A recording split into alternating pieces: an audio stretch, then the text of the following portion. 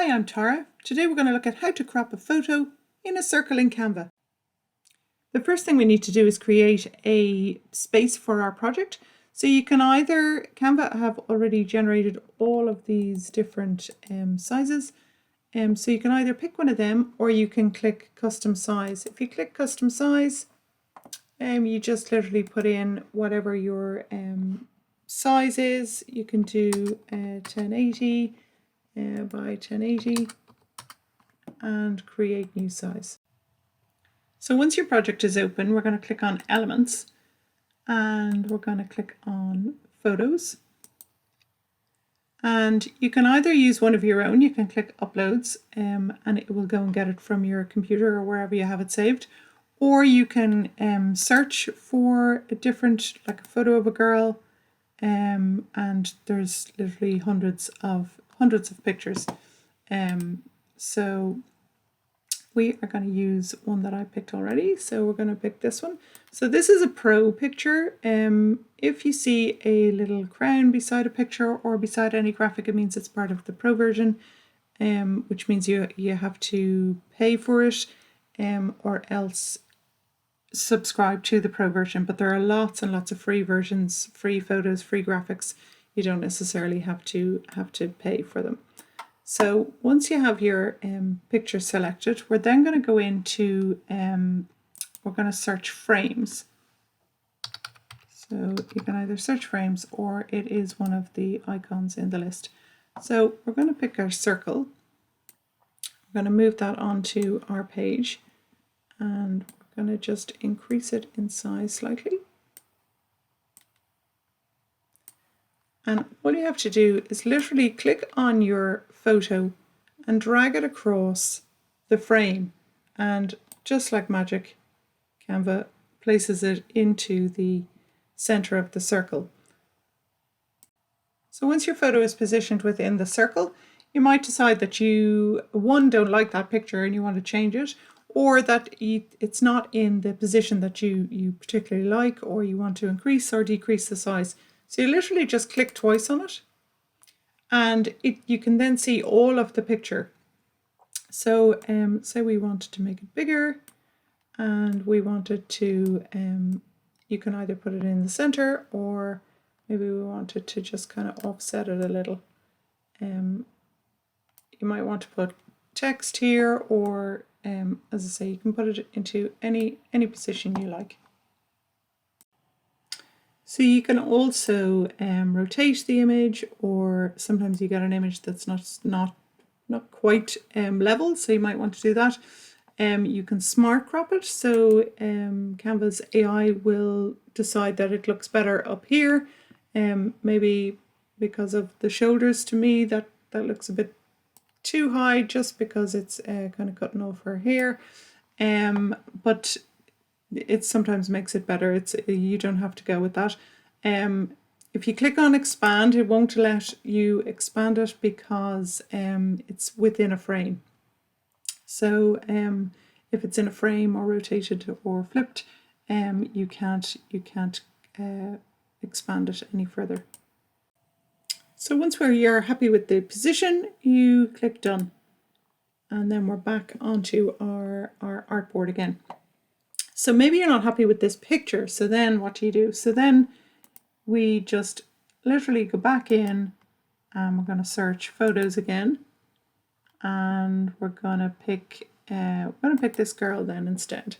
So in order to, you literally drag back over and again it just slips into the frame, and it replaces the image, which is really neat, I think. And then if we wanted to, instead of an image, we wanted to put a video in. So currently we're in photos. So if you click, if you search video, it will actually give you an image of video, not an actual video. So just be mindful of that. So in order to select a video, we need to be in the video area. So any of these, you can aerial shots, nature, business. So if we wanted to, so beach maybe. So we're just going to put him in there instead. And the same thing, we can resize and move him around, and then we can play him, which is pretty cool if you wanted to make a little video, and then you could have images up here as well. So there's one more thing I'm going to show you that's pretty neat with the photo in a circle. There's a trend at the moment that you have an image in a circle, but part of the image is just kind of outside of the circle. So I'm going to show you a quick way to do that. You need a bit of patience. It can take a bit of manipulation, but it is worth doing. The first thing we need to do is to pick a photo. So we're going to pick this one here, and you can either upload one or you can pick one from the Canva library. So once you have selected your photo, we're going to right click and we're going to duplicate. So we're just going to put that down there for the moment, and then we're going to go back into frames and we're going to pick the circle frame once again. So we're going to click on the original photo and we're just going to put it into our circle. So the effect that we're trying to achieve is so that she is kind of slightly out of the image above it. Let's make it slightly bigger, like so. So then just the top of her head is going to be outside of the frame. So then this one, we need to make this the same size. So this is where the patience and the trickiness comes in. So I'll just put that there for the second. And we're going to bring her to the front. And we're going to edit photo. And we're going to background remove. So then we have, the trick is to line one up with the other. So she's not quite the same size as her. We'll just make her slightly bigger. And then the trick is to try and match the two of them together. So as I say, it takes a little bit of manipulation and fiddling. So the best thing to do is make the one on top an opacity of about 50%. So then you can see exactly how they're lining up, and they're not lining up just at the minute. So if you click on it in the middle, it immediately will want to go into that frame. It will want to replace the original image. But if you hold Control, it will allow you to sit it on top of it. So it's a little nearly there. It's not too bad. So we just need to slightly reduce it, I think. Hands are slightly off. It's to try and get it as near as you can.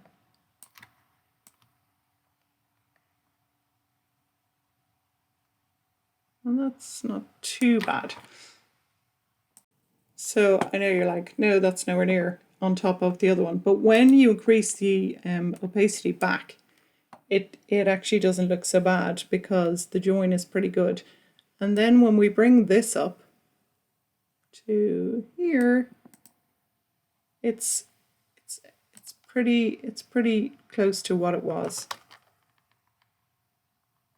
And that's where I'm saying that the manipulation is sometimes can take a little bit of crazy head scratching, but once you get it, it's pretty effective, I think. You know, it's certainly for Instagram posts or Facebook posts, it really works. It's really effective. I have lots of other tutorials available. If you're looking for some great templates or keywords, please click on my Patreon link below. If you've enjoyed what we've done today, don't forget to like and subscribe.